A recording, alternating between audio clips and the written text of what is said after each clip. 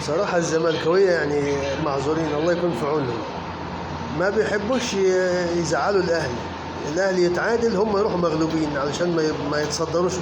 مش عايزين يتصدروا الدوري عشان الأهلاوية ما يزعلوش. ناس محترمين وعارفين موقعهم ومحافظين عليه. قالوا احنا الثالث، يعني الثالث ما ينفعش نخش قدام، خصوصا لما وش السعد بينزل. اهو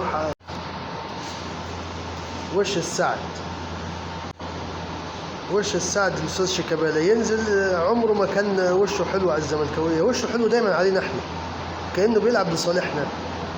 صراحه بيخدم الاهلي اكتر من محمود الخطيب نفسه. حبيبي يا شيخ. اما الاهلي ربنا يسترها يوم الاحد ان شاء الله. حاسس كده ان احنا هنشيل كتير من بيراميدز وربنا يستر. اما الهدف بتاع مودرن سبورت مش هحرمكم انكم تتفرجوا عليه، حاجه ما شاء الله دون ملعوب يعني. لسه حرة مستديرة، يلمس يوصل جوزيف جوناثان، جوزيف يكمل على الارض لعلي زعزع، يردها جوزيف قلب الماتش. مش ممكن، مشهد دراماتيكي غريب. جوزيف نكويم يسجل هدف لمودرن سبورت، يقلب الماتش من 1-2 الاحلى في المباراة. جوزيف نكويم يسجل هدف اول في اللقاء. يا ابني هتموتوا بعض كفايه.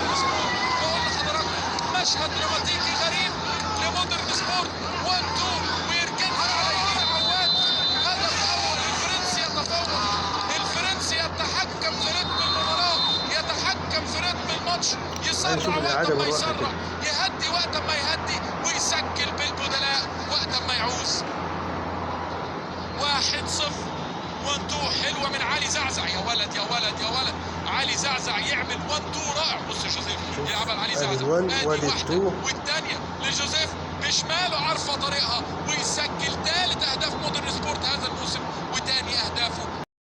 هدف لعب من ايام اللعب بتاع ابو تريكه وعماد متعب، بيفكرنا بيهم زمان يعني.